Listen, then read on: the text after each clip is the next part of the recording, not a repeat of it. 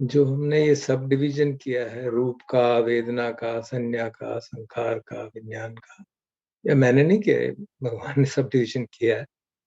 उसको जब हम इस सेंस में देखते हैं, आस्वादन के सेंस में, पहले भी चर्चा हुई थी कि किसी भी, हम कह सकते हैं रूप का आस्वादन भी तो वेदना के कारण से हुआ है।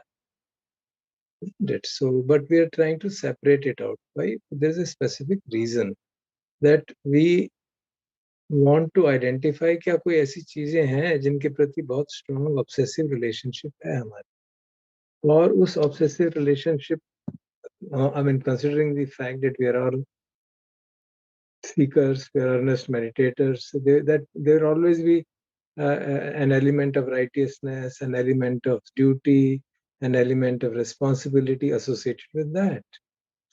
So we have to, in spite of that, we are trying to see that. Okay. Now we are not considering things which are non-material in this region, because non-material things like thoughts or perceptions or habit patterns, they also have very strong impact on us. But we artificially decided that we'll consider them separately, ताकि रूप के बारे में भी clarity हो, और अगर किसी रूप के प्रति हमारी स्ट्रॉन्ग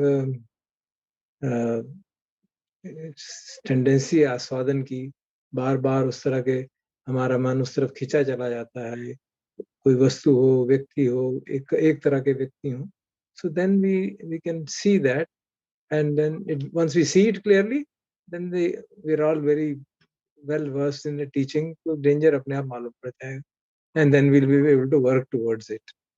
अगर हम इस तरह से आइडेंटिफाई नहीं करते तो we brush everything under the same color, और वो जो बड़ी बड़ी चीजें हैं वो अगर हमारे ध्यान में नहीं आती, उस पर एक्शन नहीं हो पाता। और मैंने देखा है कि अगर आप बड़ी चीजें जिन पे बहुत स्ट्रांग इम्पैक्ट है आपका, मुझ पे बहुत स्ट्रांग इम्पैक्ट है, अगर मैं उनको पकड़ लूं और उस पर काम करूं, तो there is a substantial reduction in suffering, and I have noticed it with me, with many other people.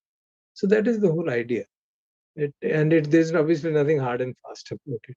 It's all our own way of, हम अपने को समझाने का एक तरीका है कि हम इस तरह से काम करेंगे तो इस तरह से हमें लाभ। जैसे भगवान ने इतने सारे तरीके बना दिए, महाभूत देख लो, बाहरी आयतन देख लो, भीतरी आयतन देख लो, दी वेदना को अलग से देख लो, चार आर्य सत्य के माध्यम से देख लो, या तीन ग्रेटिफिकेशन आसाधन के माध्यम से देख लो. So many different ways Buddha is trying to explain to us कि हम पारंगत हो जाएं उसको हर तरह से देखने में. Obviously, if we follow one paradigm, we gain lot of ground will be built up. एक भी पैराडाइम अगर हम काफी आगे चल जाए तो स्ट्रीम एंट्री तक ले जाएगा, but we can work on it further and further and get liberated. So Buddha's teachings has been so widespread. तो कई बार आप मैं कई बार खुद I really wonder, because in every such sutta where he describes about himself, he will say, I did not declare myself to be fully enlightened till this was achieved. Now this statement you will find written in Four Noble Truths. This statement you will find written in this. This statement you will find written in many other suttas where other descriptions, independent origination is mentioned. तो वो इसका मतलब उन्होंने वो सब करके देखे. Only then he said, okay, I am enlightened. So that shows the greatness of the teacher and the example he has set before us. Before we jump the wagon, come to conclusion and say, बहुत हो गया. Of course, it makes task difficult, surely, but it makes task worthwhile doing. We can see how these things are helping us. कई बार हमको false assurances मिल जाती हैं because of lack of deeper investigation. कि काय दिठी तो समझ में आ गई, और ये भी कोई शीलवत परामर्श भी नहीं है, कोई डाउट भी नहीं है टीचिंग के बारे में, तो मैं तो स्ट्रीम एंट्री हो, I have entered the stream and you can then rest on your oars. Complacency may set in. And if you say, no, ये भी चेक कर लो, डिपेंडेंट ओरिजिनेशन भी चेक कर लो, आस्वादन भी चेक कर लो, तो पता चलता है गड़बड़ है, गड़बड़ है. 70 ठान करो, ओ ये तो है ही नहीं, ये तो बात ही नहीं है. कहेंगे कि प्रिय वेदना जो है that should look as painful, अरे बाबा ये होता ही नहीं है.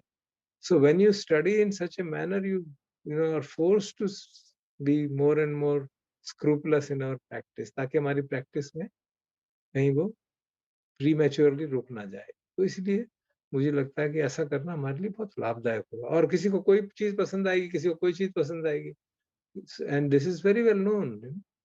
ये जो आस्वादन और डेंजर और ये बड़ा सिंपल पैराडाइम है, बहुत आसान है। हम देख सकते हैं मेरा किस में आस्वादन, किस चीज में मैं सीख करता हूँ अपने जीवन में। It could be object, it could be some feeling, and you'll see their feelings can be have a different impact. It could be perceptions. मेरे जैसे लोग के लिए तो perception is a huge problem. Strong attachment to certain perceptions. And if I just work on Satipatthana mode in the traditional manner, observing the arising of mind, mental states, and passing away, there's no problem whatsoever. It's absolutely still, absolute still. But when that situation arises, that particular situation, and the perception is triggered, man, it creates a turmoil. But that doesn't happen all the time. So I can remain in a state of make believe world. तो इसलिए ये जो भगवान ने हमको इतने सारे आयाम बताए, वो हमको कंफ्यूज करने के लिए नहीं, परेशान करने के लिए नहीं है, हमारे को इंश्योर करने के लिए कि हम सचमुच में धर्म को हमको समझ में आया है और सचमुच में लिबरेशन हमारा आगे बढ़ रहा है। And that's how I look at it.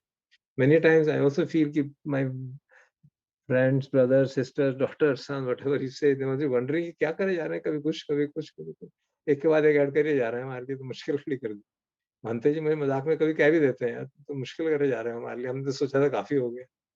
So that's true. I also feel it sometimes. But then I hold on कि नहीं, अच्छा रहेगा हमारे लिए, बहुत अच्छा रहेगा, because we'll कोई ना कोई चीज तो अटक जाएगी हमारे, एक ना एक बात तो समझ आ ही जाएगी, and then we'll be able to continue our progress.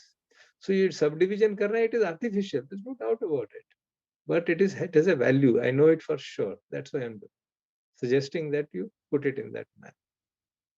I hope that will settle many other questions. So now we have group 2.